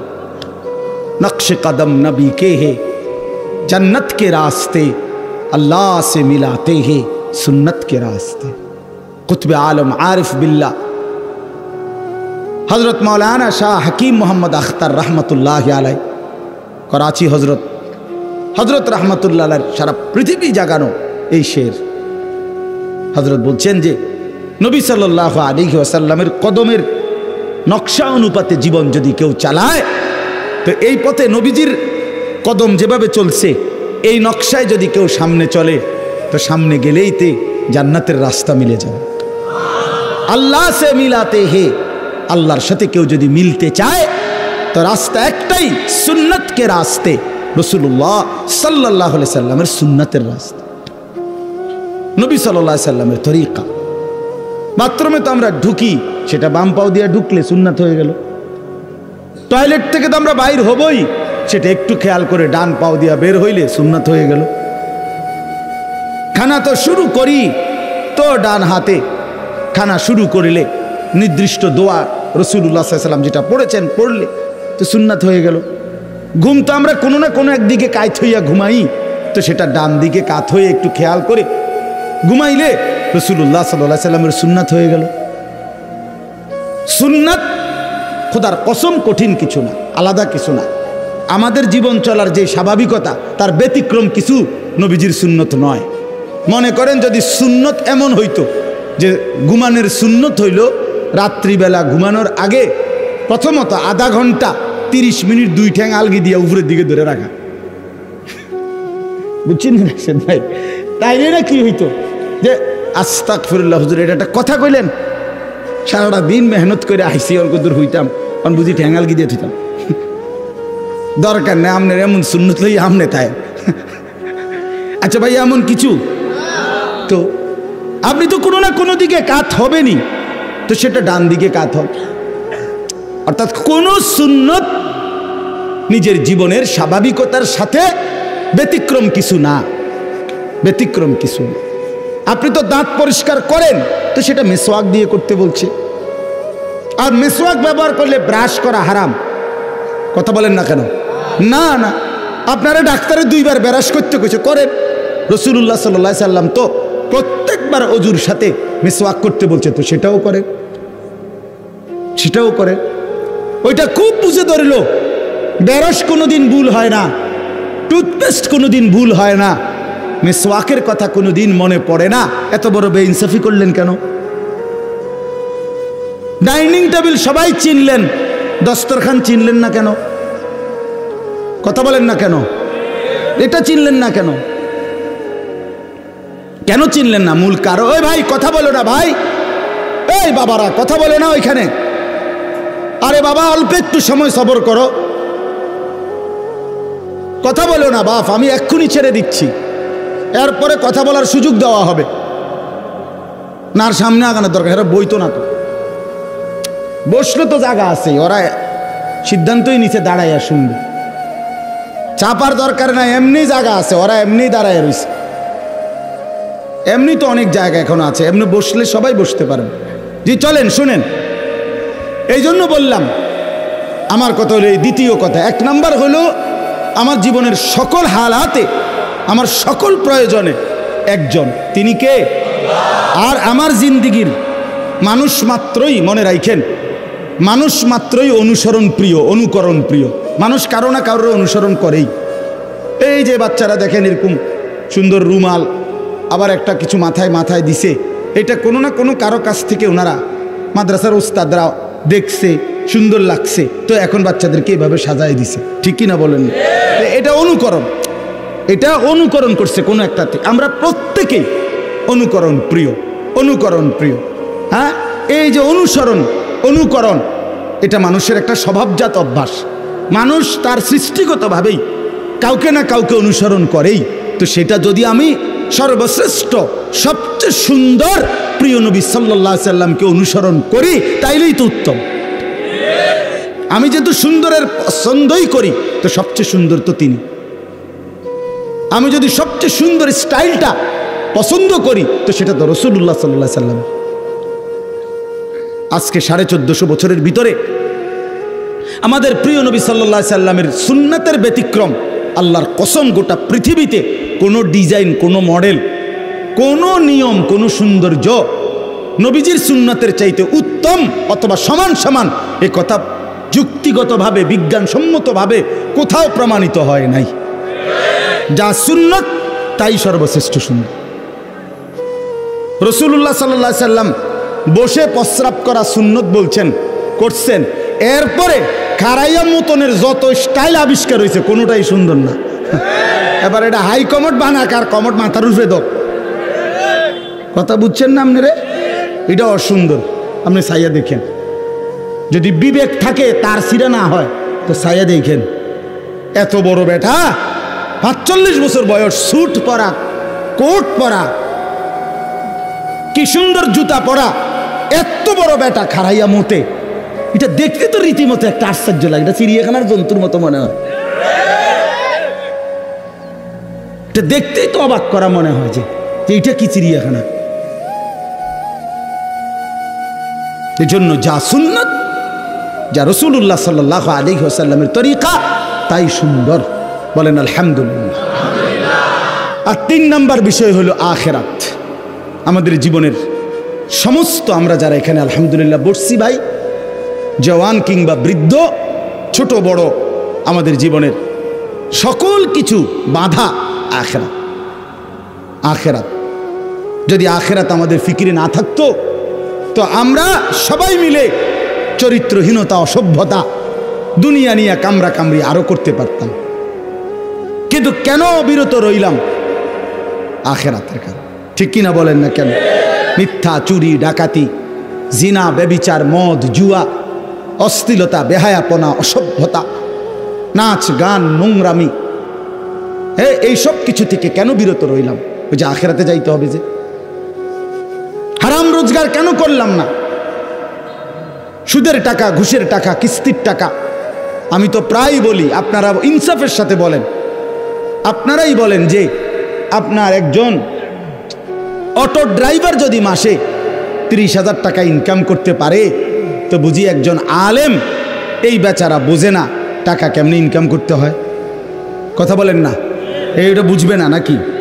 তো বেচারা যে 10,000 টাকা বেতন দিয়ে বছরের পর বছর মাসের পর মাস চলে, উনি বোঝে না। উনি বোঝে না যে 1 লাখ টাকা কিস্তি নিলে এরপরে ব্যবসা করিলে মাসে 15,000 টাকা আসবে। এই বাংলা কথা এটা হুজুরে বোঝে না। না তো এটা না বুঝার কি আছে? সুদের জন্য, কিস্তির জন্য, বাটপারি সিটারির জন্য, অবৈধ উপার্জনের জন্য বুঝি ঢাকা ইউনিভার্সিটির ডিগ্রি লাগে? হ্যাঁ কথা লুঙ্গি ফিন্দিন না বাটফার নাই কথা বল, নাম দস্তখত করতে পারে না এরকম সিটার নাই। হেতে কেমনে সিটার হইল? এরকম সুদখোর হইতে হইল কেমনে? তাহলে বোঝা গেল বিষয়টা তো এটা না, বরং বিষয় হলো আখেরাত ভুলে যাওয়া। যে আখেরাত ভুলে গেছে, যে কবর ভুলে গেছে, যে সিদ্ধান্ত নিছে এটি কিচ্ছু না, আমার এই নগদ দুনিয়া ভালো থাকা নিয়ে কথা, নগদ দুনিয়া লাভবান হওয়া নিয়ে কথা, নগদ এই দুনিয়া আমি সুখে থাকলেই সুখ হইল, এইটা যার কলিজার মধ্যে ঢুকছে, আখেরাত যে ভুলে গেছে, সে 2 হাতে হালাল হারাম যা মন চায় তাই করতে পারতেছে। কিন্তু যার কলিজার ভিতরে আছে আখেরাত, এই দেখতে দেখতে কয়েকদিনের ব্যবধানে আমাকে মরে যেতে হবে, আমারে কবরে যাইতে হবে, আমারে হাসরের ময়দানে আল্লাহর সামনে দাঁড়াইতে হবে, সে তখন নিজেকে বিরত রাখে গুনাহ থেকে, হারাম রোজগার থেকে, অপেক্ষায় থাকে মালিক 10,000 টাকাই যথেষ্ট, আপনার ঘরের সেজদা করে বিনিময়ে যা থেকে গেল সবটা আখেরাতে জান্নাত থেকে নিয়ে নেন। আমার মনে আছে আমার শায়েখ আল্লামা মুফতি মুশতাকুর নবী সাহেব অনেকবার বলছে, মাওলানা অল্প কিছু দুনিয়া থেকে নিয়েন, বাকিটা আখেরাত থেকে নিয়েন, জরুরত মোতাবেক কিছু দিলে নিয়েন, এটা নিয়ে খুব কামড়াকামড়ি করেন না, কাড়াকাড়ি করেন না। আমরা হাদিসের মধ্যে পড়ছি হযরত ওমর রাদিয়াল্লাহু তাআলা আনহু, আমরা নাম জানেন তো না? ওমর রাদিয়াল্লাহু তাআলা আনহু একদিন নবীজি সাল্লাল্লাহু আলাইহি সাল্লামের কামরায় ঢুকছেন, হুজরায় ঢুকে দেখছেন নবীজি শোয়া। হযরত ওমর রাদিয়াল্লাহু তাআলা আনহু তাকিয়ে দেখলেন নবীজি এরকম একটা চাটাইয়ের মধ্যে শুয়ে আছেন। ওয়াকাদ আসসারা ফি জামবিহি, চাটাইয়ের দাগ, নবী সাল্লাল্লাহু আলাইহি সাল্লামের পিঠ মুবারকের মধ্যে, দেহ মুবারকের মধ্যে দাগ দাগ লাগিয়ে গেছে। তাহলে বোঝা গেল তোশকও নাই, চাদরও নাই।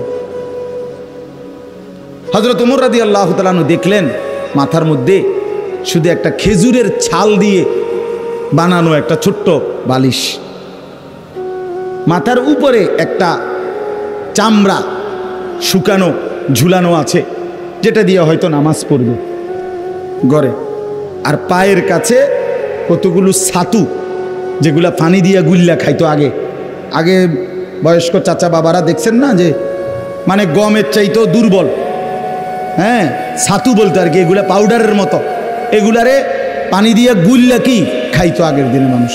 এই ছাতু, হাতু কয় আর কি, এই হাতু মানে ছাতু, এইগুলো এই কিছু ছাতু যেগুলা পানি দিয়ে গুলে শুধু খাবার হিসাবে খাবে। এই 4টা জিনিস, একটা চাটাই, একটা বালিশ, একটা চামড়া ঝুলানো কোনো প্রাণীর, আর হলো কিছু ছাতু খাওয়ার জন্য। হযরত ওমর রাদিয়াল্লাহু তাআলা অঝরে কাঁদতে থাকলেন, চোখের পানি ফেলতেছিলেন। নবী সাল্লাল্লাহু আলাইহি ওয়াসাল্লাম বললেন, মা ইয়াবকিকা ইয়া ওমর, ওমর কিসে তোমারে কাঁদালো? হযরত ওমর বললেন, লিমা লা আবকি ইয়া রাসূলুল্লাহ, ও আল্লাহর নবী আমি কেন কাঁদবো না, আপনার এই হালাত, আপনি সাইয়্যিদুর রাসূল, আপনি গোটা কায়নাতের সর্বশ্রেষ্ঠ রাসূল, আপনি আল্লাহর সবচেয়ে প্রিয়জন, আপনি আপনার সবচেয়ে মাহবুব আল্লাহর, অথচ আপনার এই হালাত, চাটাইয়ের দাগ পড়ে গেছে দেহে, একটা ছোট্ট চামড়ার বালিশ, খেজুরের বালিশ, খাওয়ার জন্য সামান্য একটু ছাতু, আর তো কিছু নাই। অথচ দুনিয়ার রাজা বাদশারা স্বর্ণ রেশমের কাপড়ে মখমলে তারা ঘুমায়, দুনিয়া তাদের কি পরিমাণ। তো এই ব্যবধান, এই কথা মনে করে আপনার এই কষ্টের জিন্দিগি দেখে আমার চোখের পানি আর বাধা মানছে না। বিশ্বাস করেন আমি নিজে আরবি কিতাবে পড়ছি, আল্লাহর নবী সাল্লাল্লাহু আলাইহি সাল্লাম তখন মুচকি হাসি দিয়ে বললেন, ওমর আমা তারদা আন তাকুনা লানাল আখিরা ওয়া লাহুমুদ দুনিয়া, ওমর তুমি কি এই কথার উপরে পছন্দ হবে না, রাজি হবে না যে আমরা আখিরাত থেকে নেব, ওরা দুনিয়া থেকে নেক? হযরত ওমর রাদিয়াল্লাহু তাআলা চোখের পানি মুছে বললেন, আল্লাহি ইন্নী লা রাদিন, আল্লাহর কসম নবী আমি রাজি, আখিরাত থেকেই নেব। সুদখুররে দুনিয়া দিয়ে দিলাম, ঘুষখুর বাটপার সিটাররে দুনিয়া দিয়ে দিলাম, যাও দুনিয়া ভোগ করো, আমরা আখিরাত থেকে নেব, আমরা আখিরাত থেকে নেব। এই জন্য প্রিয় বন্ধু আমার, বাবা আমার,